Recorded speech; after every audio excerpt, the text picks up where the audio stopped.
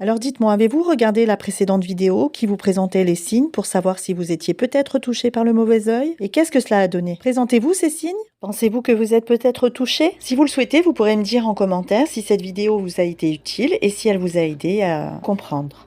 Et si c'est le cas, alors voici une vidéo qui va vous permettre de transformer votre vie positivement, Inch'Allah, grâce à ces 7 conseils, mais avant tout grâce à Allah subhanahu wa ta'ala, ces conseils n'étant qu'un moyen d'y parvenir, mais la décision de guérison n'appartient qu'à Allah, Azza wa Jal. Alors prêt pour contrer cette malédiction? Assalamu alaikum wa rahmatullah wa barakatuh, mes chers frères et sœurs. Si vous vous retrouvez dans la vidéo précédente et que vous présentez de nombreux signes que l'on avait abordés, eh bien je tiens à vous réconforter, à vous dire patience, d'être fort, et surtout de garder espoir en Allah subhanahu wa ta'ala.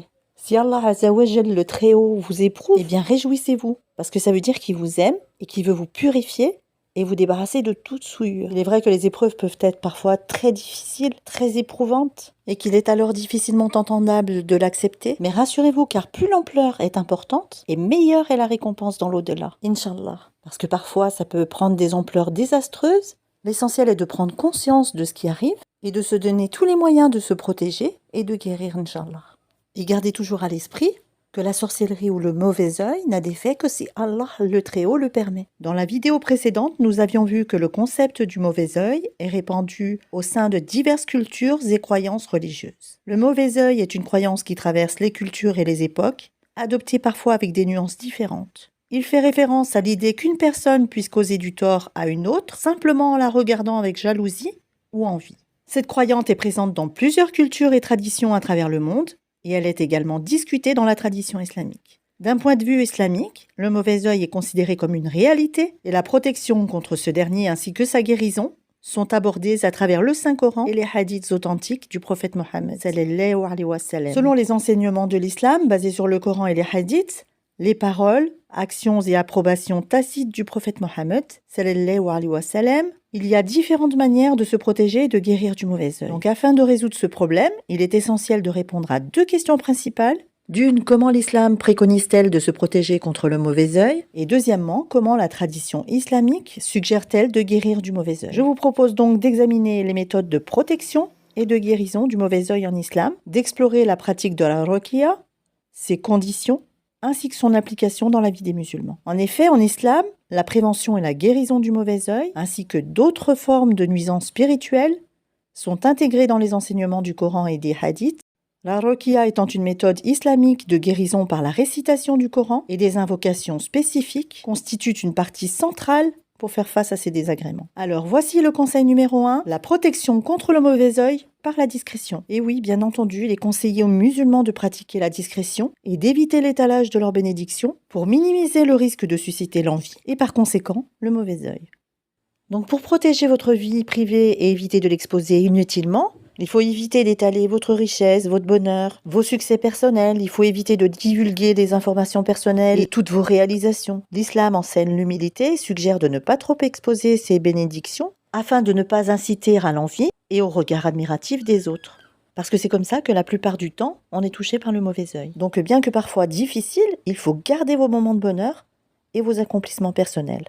Le principe de se prémunir contre le mauvais œil en islam repose sur une série de prescriptions tirées du Coran et de la Sunna. Les croyants sont donc encouragés à recourir d'abord avant tout à la guidance divine afin de fortifier leur spiritualité et d'établir un bouclier protecteur. Et il faut donc dans un premier temps adopter des dispositions comportementales exemplaires. Des recommandations concernant la modestie et l'humilité sont formulées pour éviter d'attirer l'envie des autres. En effet, il est important et recommandé d'être modeste, d'adopter une humilité et d'éviter d'attirer l'envie des autres. L'islam encourage à ne pas étaler ses biens et ses joies de façon ostentatoire pour prévenir le mauvais œil. Et d'une manière générale, il est important de rester modeste, ne serait-ce que par respect envers les autres. Il faut bien se convaincre que nous ne sommes pas tous égaux devant les bienfaits d'Allah, que ce soit d'un point de vue matériel, d'un point de vue humain, physique, en matière de santé, que ce soit en termes de composition familiale, etc. Alors il est vrai que parfois c'est difficile de se retenir et de partager ce dont on est fier. Il faut arriver à se contrôler et de se dire et de se demander si c'est bien ce que je suis en train de faire. Donc non seulement par respect, mais aussi pour éviter d'être la cible de la personne envieuse. Il y a peut-être une personne qui est en train de me regarder et qui n'a pas les moyens et qui n'a pas non plus la possibilité de n'en avoir ne serait-ce qu'une miette et qui a peut-être vraiment très faim. Et cela, ce n'est qu'un petit exemple. Il est donc important d'éviter de susciter l'envie. Et je ne vais pas m'étaler sur le sujet parce que c'est pas le but de la vidéo. Mais voilà, il faut être prudent et essayer de faire attention à tout ce que l'on étale sur... Alors après, je sais très bien que parfois, on le fait pas exprès. Hein, c'est vraiment parce que l'on est heureux et qu'on a envie de partager son bonheur. Mais bon, faut faire attention quand même. Donc, premier conseil, éviter d'exhiber ses biens, matériels ou immatériels, pour minimiser le risque de susciter l'envie. Et par conséquent, le mauvais œil.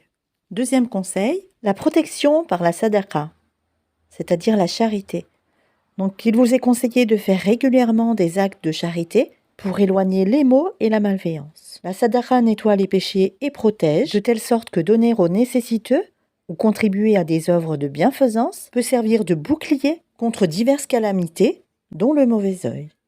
La charité peut être considérée comme un investissement protecteur et purificateur. Troisième conseil, respectez les pratiques prophétiques. Prenez également l'habitude de toujours dire « Mashallah », ce que Dieu veut, lorsque vous admirez quelque chose pour reconnaître que toute bénédiction est de la volonté d'Allah, et également dire « Tabarakallah », qui peut être translittéré par « Béni soit Allah » ou la bénédiction d'Allah.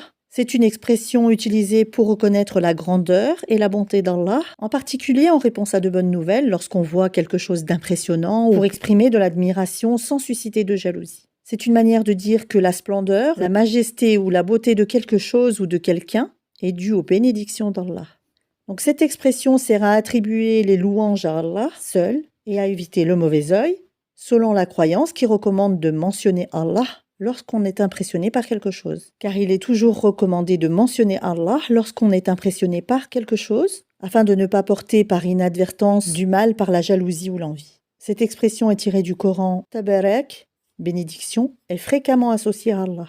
Donc pensez à prononcer régulièrement des supplications pour la protection enseignée par le prophète Mohammed, telles que Bismillah, au nom d'Allah, avant de commencer une tâche. D'autres supplications peuvent être trouvées dans des recueils comme la citadelle du musulman.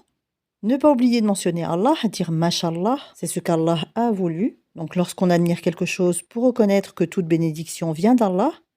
Et n'oubliez pas de glorifier Allah, de faire du dhikr par des phrases comme Subhanallah, gloire à Allah, Alhamdulillah, louange à Allah, et Allahu Akbar, Allah est le plus grand, et surtout mener une vie discrète. Tabarak, bénédiction, est fréquemment associée à Allah, soulignant son pouvoir, sa sagesse et sa bénédiction infinie. Quatrième conseil, la protection par les invocations. Récitez fréquemment des douas et des supplications spécifiques pour la protection contre le mauvais œil et la sorcellerie, comme celles qui ont été enseignées par le prophète Mohammed sallallahu alayhi wa sallam. Vous pourrez trouver un grand nombre de douas dans les recueils authentiques comme Hisnul Muslim, la citadelle du musulman. Outre la récitation coranique, le prophète Mohammed sallallahu alayhi wa sallam, paix et bénédiction d'Allah soit sur lui, enseignait également de multiples invocations pour se blinder contre le mal potentiel du mauvais œil. Parmi celles-ci, vous avez l'invocation fréquemment citée « Je cherche refuge dans les paroles parfaites d'Allah contre tout démon et chaque œil maléfique ». Sahih al-Bukhari,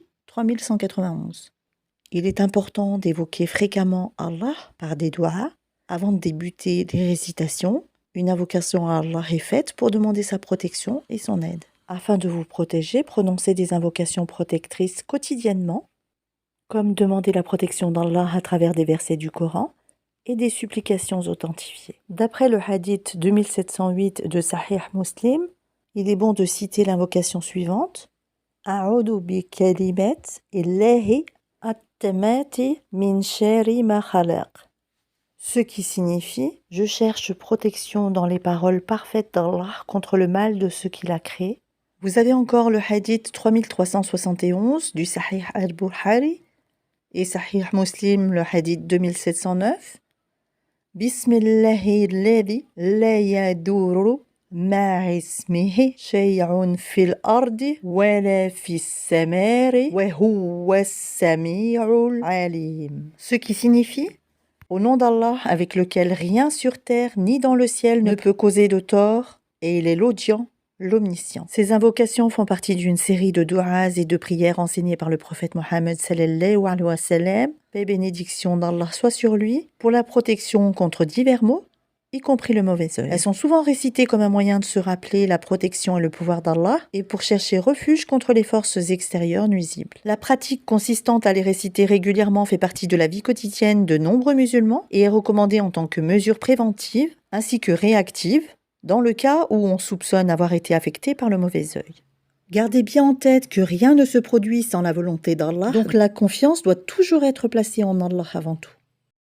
Alors dites-moi, avez-vous regardé la précédente vidéo qui vous présentait les signes pour savoir si vous étiez peut-être touché par le mauvais œil? Et qu'est-ce que cela a donné? Présentez-vous ces signes? Pensez-vous que vous êtes peut-être touché? Si vous le souhaitez, vous pourrez me dire en commentaire si cette vidéo vous a été utile. Et si c'est le cas, alors voici une vidéo qui va vous permettre de transformer votre vie positivement, Inch'Allah, grâce à ces 7 conseils, mais avant tout grâce à Allah subhanahu wa ta'ala, ces conseils n'étant qu'un moyen d'y parvenir, mais la décision de guérison n'appartient qu'à Allah, Azza wa Jal. Alors prêt pour contrer cette malédiction? Assalamu alaikum wa rahmatullah wa barakatuh, mes chers frères et sœurs. Si vous vous retrouvez dans la vidéo précédente et que vous présentez de nombreux signes que l'on avait abordés, eh bien je tiens à vous réconforter, à vous dire patience, d'être fort et surtout de garder espoir en Allah subhanahu wa ta'ala.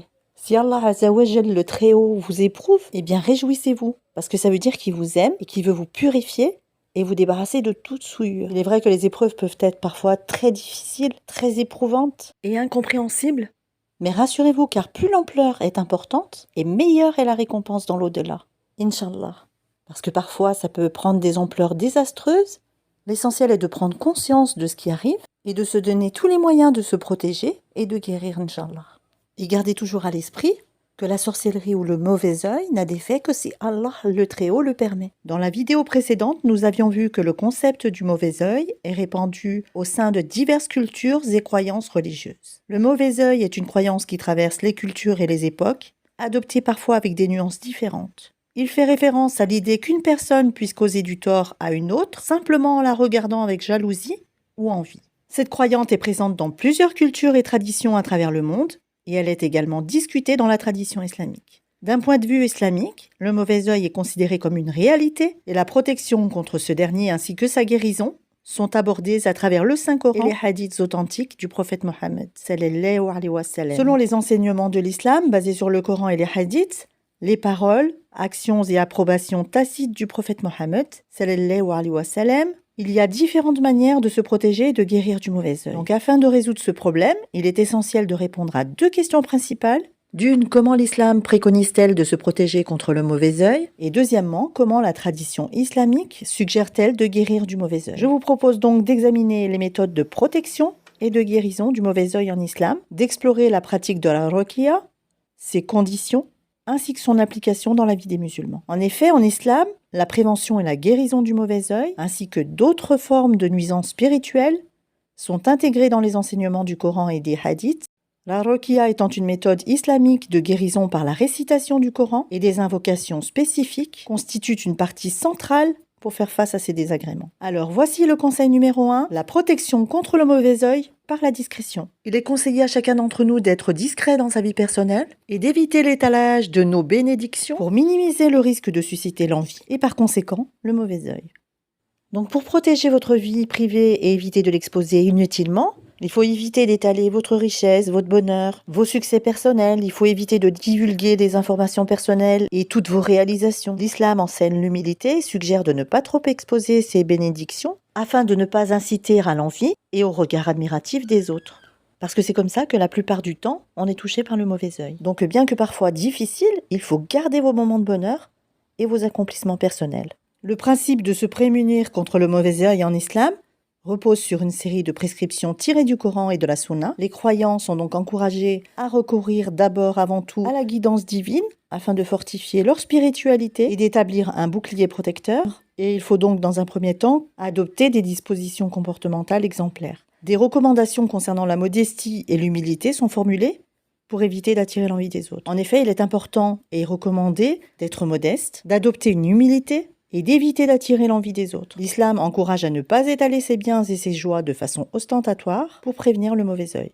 Et d'une manière générale, il est important de rester modeste, ne serait-ce que par respect envers les autres. Il faut bien se convaincre que nous ne sommes pas tous égaux devant les bienfaits d'Allah, que ce soit d'un point de vue matériel, d'un point de vue humain, physique, en matière de santé, que ce soit en termes de composition familiale, etc.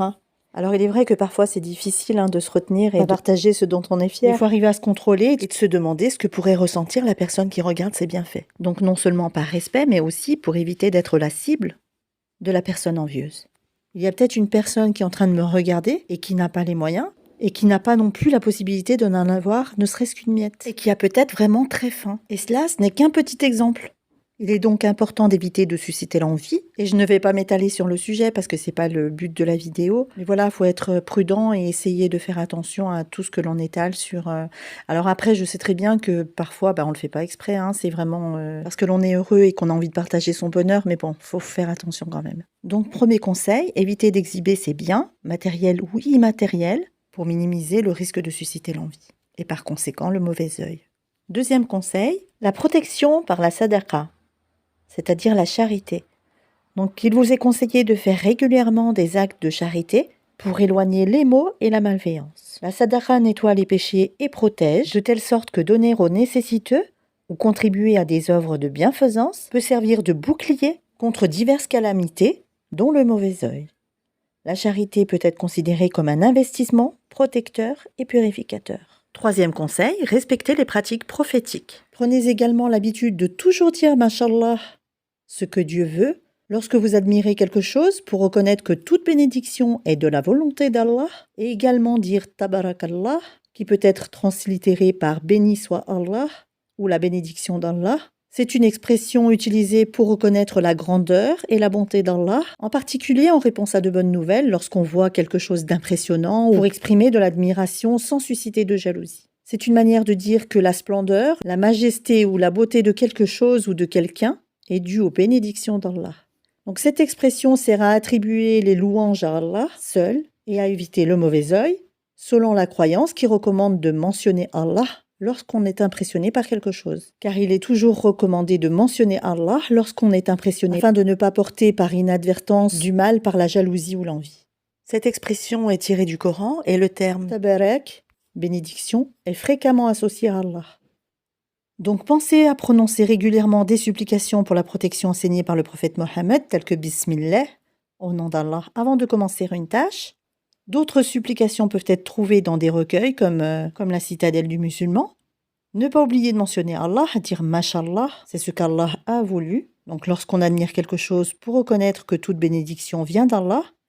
Et n'oubliez pas de glorifier Allah, de faire du dhikr par des phrases comme Subhanallah, gloire à Allah, Alhamdulillah, louange à Allah, et Allahu Akbar, Allah est le plus grand, et surtout mener une vie discrète. Tabarak, bénédiction, est fréquemment associée à Allah, soulignant son pouvoir, sa sagesse et sa bénédiction infinie. Quatrième conseil, la protection par les invocations. Récitez fréquemment des douas et des supplications spécifiques pour la protection contre le mauvais œil et la sorcellerie, comme celles qui ont été enseignées par le prophète Mohammed sallallahu alayhi wa sallam. Vous pourrez trouver un grand nombre de douas dans les recueils authentiques comme la citadelle du musulman. Outre la récitation coranique, le prophète Mohammed sallallahu alayhi wa sallam, paix et bénédiction d'Allah soit sur lui, enseignait également de multiples invocations pour se blinder contre le mal potentiel du mauvais œil. Parmi celles-ci, vous avez l'invocation fréquemment citée « Je cherche refuge dans les paroles parfaites d'Allah contre tout démon et chaque œil maléfique ». Sahih al-Bukhari,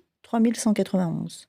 Il est important d'évoquer fréquemment Allah afin de vous protéger. Prononcez des invocations protectrices quotidiennement par des doigts. Avant de débuter des récitations, une invocation à Allah est faite pour demander sa protection et son aide, comme demander la protection d'Allah à travers des versets du Coran et des supplications authentifiées. D'après le hadith 2708 de Sahih Muslim, il est bon de citer l'invocation suivante. أعوذ بكلمات الله التامات من شر ما خلق. أعوذ بكلمات الله التامات من شر ما خلق. Ce qui signifie je cherche protection dans les paroles parfaites d'Allah contre le mal de ce qu'il a créé. Vous avez encore le hadith 3371 du Sahih al-Bukhari et Sahih Muslim, le hadith 2709. Bismillahi alladhi la yaduru ma ismihi shay'un fil ardi wa la fis samari wa huwa as-sami'ul alim. Ce qui signifie au nom d'Allah, avec lequel rien sur terre ni dans le ciel ne peut causer de tort, et il est l'audient, l'omniscient. Ces invocations font partie d'une série de du'as et de prières enseignées par le prophète Mohammed sallallahu alayhi wa sallam, paix et bénédiction d'Allah soit sur lui, pour la protection contre divers maux, y compris le mauvais œil. Elles sont souvent récitées comme un moyen de se rappeler la protection et le pouvoir d'Allah et pour chercher refuge contre les forces extérieures nuisibles. La pratique consistante à les réciter régulièrement fait partie de la vie quotidienne de nombreux musulmans et est recommandée en tant que mesure préventive ainsi que réactive dans le cas où on soupçonne avoir été affecté par le mauvais œil. Gardez bien en tête que rien ne se produit sans la volonté d'Allah, donc la confiance doit toujours être placée en Allah avant tout. Voici une invocation pour la guérison. Allahumma Rabba an-nas, adhib al-bas, ashfi wa anta ash-shafi, la shifa'a illa shifaruka, shifaran la yughadiru sakama. Ce qui signifie « Ô Allah, Seigneur des hommes, fais partir la maladie, guéris, toi le guérisseur, il n'y a pas de guérison sauf la tienne, une guérison qui ne laisse pas de maladie. » Sahih al-Bukhari, 5675. Cinquième conseil, la protection par la récitation des sourates et versets coraniques. Pour se protéger contre le mauvais œil, l'islam offre plusieurs approches, dont la plus importante est la récitation de passages spécifiques du Coran. Les sourates al-Falaq et al-Nas, que l'on appelle aussi les sourates de protection, ou al-Mu'awwidhat, constituent une forme puissante de refuge pour les croyants. Le prophète Mohammed, sallallahu alayhi wa sallam, paix et bénédiction d'Allah soit sur lui, a recommandé la récitation de ces sourates pour la protection personnelle quotidienne. Comme le rapportent plusieurs hadiths, Sahih Bukhari, 5017, Sahih Muslim, 501. Les sourates al-Falaq, sourate 113 et An-Nas, sourate 114, sont souvent récités à des fins de protection, connues sous le nom de al-Mu'awwidhat ou les versets de protection. Voici la sourate al-Falaq. L'aube naissante, sourate numéro 113.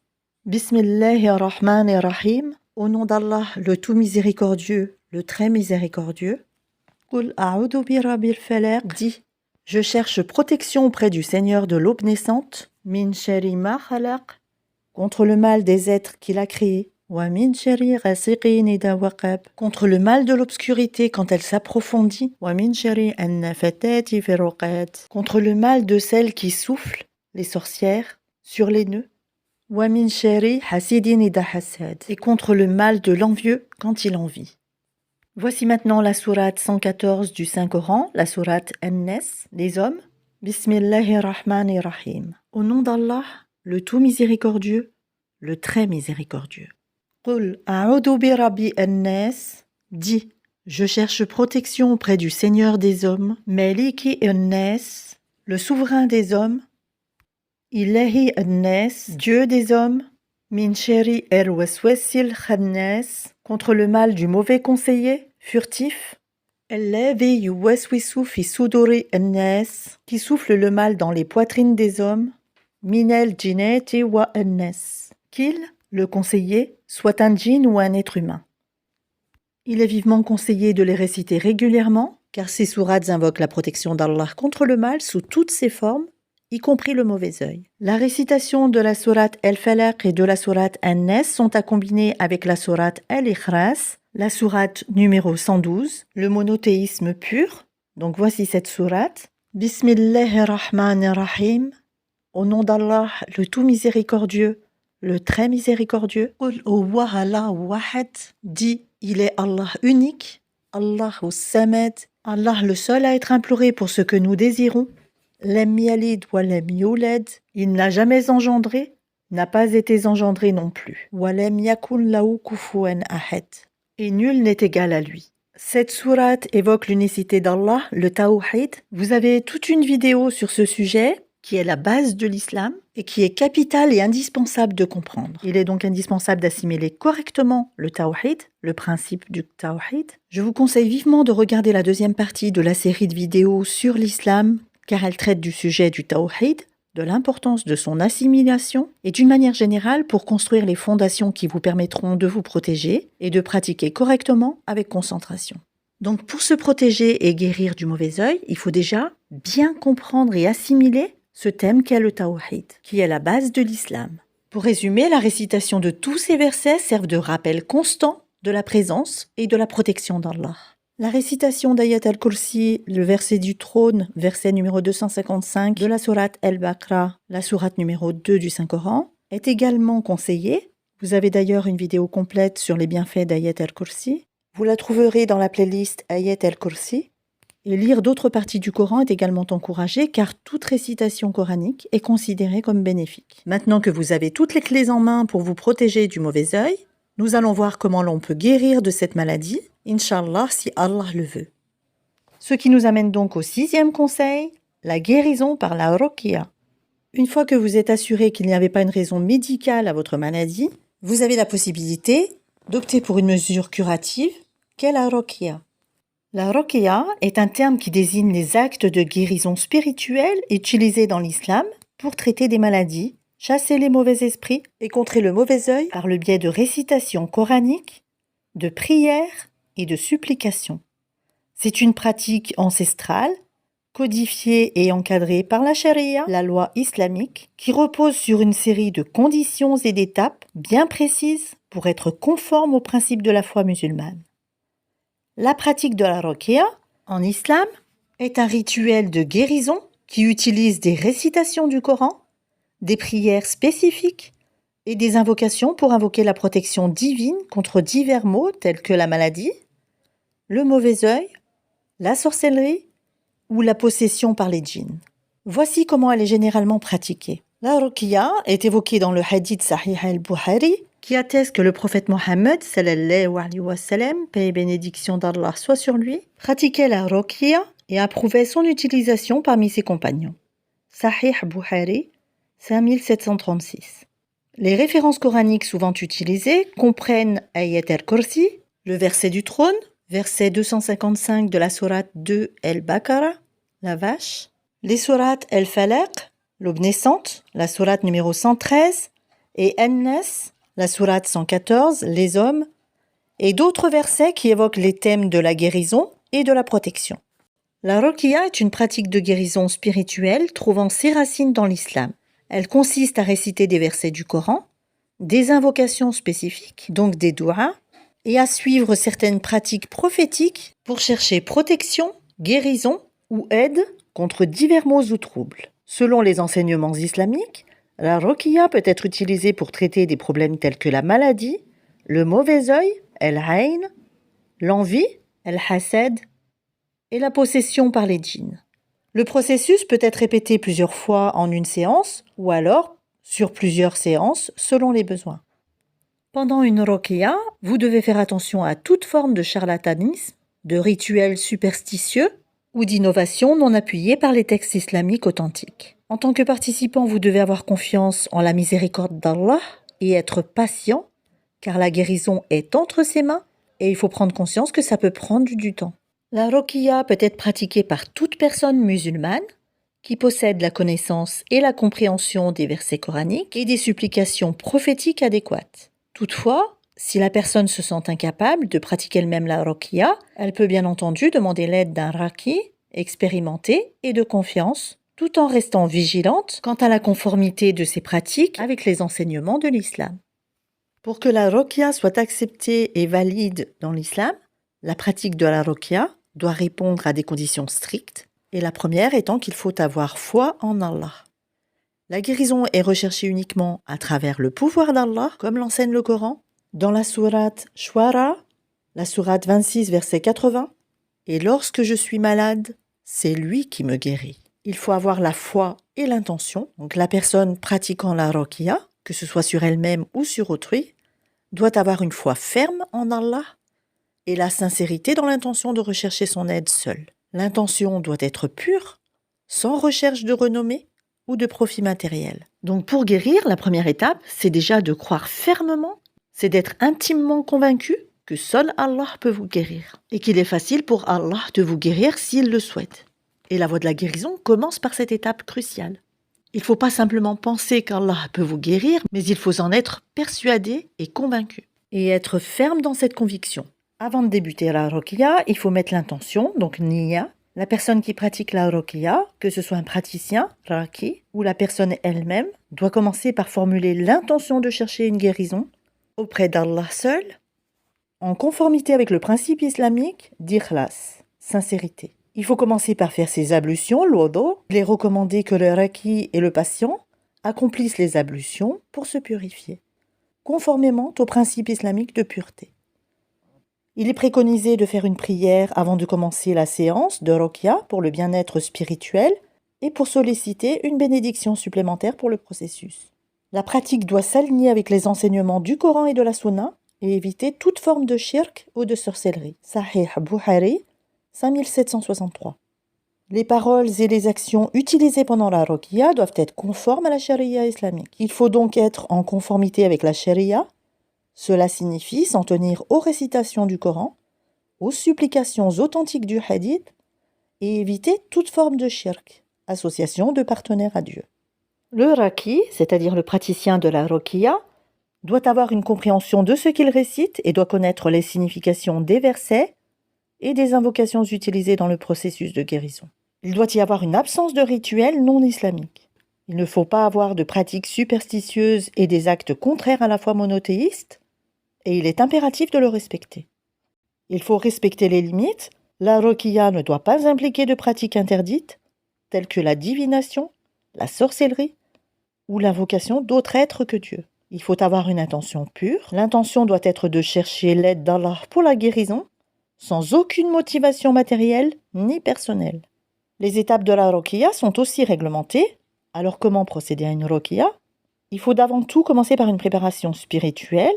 Donc avant de commencer une séance de Ruqya, il est recommandé de procéder à une purification rituelle par des ablutions, l'wudu, et de prier 2 unités de prière, rakat, pour demander l'aide d'Allah. Comme pour toute activité pieuse, la purification par les ablutions est recommandée, ainsi que l'accomplissement d'une prière volontaire, nawafil, nefilet, avant la séance de la Ruqya. Avant de débuter, il convient de formuler l'intention et d'invoquer Allah avec des formules comme Bismillah. Il faut débuter en invoquant Allah et en demandant sa protection contre le mal. Les versets du Coran et les prières doivent être récités avec conviction et compréhension. La récitation à haute voix est préférable et peut être directement sur le patient ou dans de l'eau qui lui sera donnée à boire ou avec laquelle il se lavera. Ibn al-Qayyim, Zad al-Mahad. Des passages spécifiques du Coran sont récités, les plus courants étant Ayat al-Kursi, donc le verset 255 de la sourate 2 al-Baqarah, la vache, al-Fatiha, l'ouverture, la première sourate, les 2 derniers versets de la sourate al-Baqarah, la vache, les sourates al-Ikhlas, le monothéisme pur, al-Falaq, l'aube naissante, et al-Nas, les hommes. Ces sourates sont choisies pour leur effet protecteur et guérisseur. Si un contact physique est nécessaire, il doit être léger et respectueux. Souvent, le raki peut toucher légèrement la tête ou la partie du corps affectée. Même si aucun contact physique n'est requis, s'il est utilisé, il doit être approprié et respectueux. Le raki peut placer une main sur la tête ou sur la zone douloureuse, tout en récitant les versets. La décence et le respect des frontières personnelles doivent toujours être maintenus, surtout si le praticien et le receveur sont de sexe opposé. La guérison par la Ruqya peut prendre beaucoup de temps et plusieurs séances peuvent être nécessaires. Donc il faut être vraiment patient et vraiment ne pas baisser les bras et toujours garder la foi. Les versets du Coran particulièrement se réputaient pour leurs bienfaits de guérison et de protection, tels que Ayat al-Kursi, les derniers versets de la sourate al-Baqarah, la sourate al-Falaq, la sourate an-Nas sont couramment récités avec concentration et dévotion. Si vous souhaitez quelques invocations couramment récitées pendant une séance de Ruqya, accompagnées de leur texte en arabe, en transcription phonétique et en traduction française, incluant les sources, n'hésitez pas à me laisser un petit message en commentaire et je vous donnerai ces informations, Inch'Allah. Ces invocations et versets sont souvent répétés plusieurs fois au cours d'une séance de Ruqya, avec une intention pure et la croyance ferme que la guérison vient d'Allah seul. Il faut retenir que la pratique de la Ruqya, solidement ancrée dans la tradition islamique, représente une forme de guérison et de protection spirituelle. Elle est strictement encadrée par des principes religieux pour éviter toute dérive. Il est essentiel de noter que la Ruqya n'exclut pas la recherche de traitements médicaux conventionnels. L'islam encourage à chercher des remèdes à la fois spirituels et physiques. Enfin, la réussite de la Ruqya dépend essentiellement de la volonté d'Allah, le malade et le praticien devant tous deux placer leur confiance et espérer la guérison de lui seul. Outre les versets du Coran, des supplications spécifiques et des du'as authentiques sont prononcées pour augmenter l'efficacité de la Ruqya. Il faut respecter la vie privée, S'il s'agit de ruqya sur une autre personne, il faut respecter son intimité et s'assurer que le cadre est approprié, surtout si le raqi et le patient sont de sexes différents. L'usage d'amulettes, de talismans ou de toute autre forme de superstition est totalement proscrit pendant la pratique de la ruqya. Il faut toujours garder patience et persévérance, car la guérison peut prendre beaucoup de temps, comme nous l'avons déjà dit, et la ruqya peut nécessiter d'être répétée sur plusieurs séances. La patience est donc essentielle et capitale. Donc ce qu'il faut retenir, c'est que la ruqya, dans le contexte islamique, est un moyen de chercher l'aide d'Allah pour la guérison et la protection contre divers maux. Elle doit toujours être effectuée dans le respect des conditions et des règles mentionnées précédemment. La croyance fondamentale est que, in fine, c'est la volonté d'Allah qui prévaut et que la ruqya ne peut réussir qu'avec sa permission. Il est également conseillé de consulter des professionnels de la santé lorsque cela est nécessaire, car cela fait partie de la prise des moyens licites encouragés en islam. Et voici ce dernier conseil, le conseil numéro 7. Porter de l'eau de Zamzam. Considérée comme bénie et ayant des propriétés curatives, l'eau de Zamzam est souvent utilisée dans la guérison. Elle peut être ingérée ou utilisée pour l'ablution dans l'intention spécifique de chercher la guérison du mauvais œil. Boire de l'eau de Zamzam tout en demandant la guérison à Allah est un geste de foi qui matérialise la confiance en ses promesses de guérison et de miséricorde. Les pratiques et les récitations ne sont pas seulement des formes de défense contre le mauvais œil, mais aussi des manifestations de la foi en la prééminence et le pouvoir curatif d'Allah. Vous pourrez trouver les prières spécifiques, les du'a, pour la protection contre le mauvais œil, dans les hadiths, comme les prières enseignées par le prophète Mohammed pour se protéger contre les maux divers. Il faut suivre la sunna du prophète Mohammed, car le prophète Mohammed a donné l'exemple de se protéger contre le mauvais œil en utilisant les méthodes mentionnées auparavant et en vivant une vie vertueuse. Il existe des individus souvent désignés comme des guérisseurs ou des érudits religieux, ou shir. Faites vraiment attention à qui vous demandez de vous pratiquer la ruqya. Il existe des individus souvent désignés comme des guérisseurs ou des érudits religieux, ou shir, qui peuvent conseiller et aider à réciter les formules de protection et les prières. Cependant, il est important de noter que dans l'islam, la guérison provient de Dieu et l'importance de l'auto-guérison par la foi et la pratique religieuse est prédominante. Il est donc vraiment nécessaire de pratiquer correctement sa religion. Je vous l'ai déjà précisé précédemment, mais j'insiste, regardez la deuxième partie de la vidéo sur l'islam, sur la découverte de l'islam, et vous verrez, enfin je l'espère, que cette vidéo va vraiment vous aider à comprendre l'islam et comprendre les bases de la religion et vraiment ancrer les fondations qui vont vous permettre de pratiquer correctement votre religion. Donc n'hésitez pas à la regarder, c'est vraiment très intéressant. Mais vous verrez, Inch'Allah, ça devrait vraiment vous aider à trouver la concentration. Je suis presque persuadée que ça va vous aider, Inch'Allah. Et surtout, n'hésitez pas à poser des questions. Si j'ai la réponse, tant mieux. Si je ne l'ai pas, je ferai des recherches pour essayer de vous trouver une réponse, Inch'Allah. Il est crucial de rester vigilant et critique vis-à-vis des personnes qui prétendent pouvoir guérir le mauvais œil, surtout si elles demandent de l'argent, ou si leur méthode s'éloigne des enseignements islamiques. L'islam met vraiment en garde contre la superstition et l'associationnisme, le shirk. Donc faites vraiment très attention. Donc il faut croire en Dieu seul et ne pas croire en quelqu'un d'autre, à des pouvoirs de guérison indépendants de la volonté divine.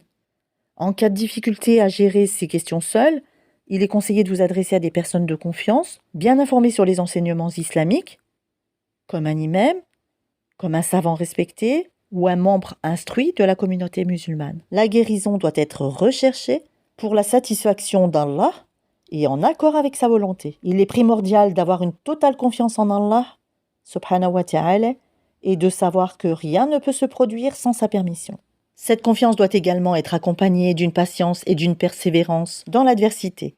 En résumé, toute personne cherchant protection et guérison contre le mauvais œil doit le faire de manière informée et consciente, en s'assurant que ses actions sont alignées avec les principes et les enseignements de l'islam. C'est tout pour aujourd'hui. J'espère que cette vidéo vous a plu, que ça vous a apporté des réponses à vos questions. N'hésitez pas en tout cas si vous avez encore des questions ou si vous voulez des précisions sur un thème en particulier.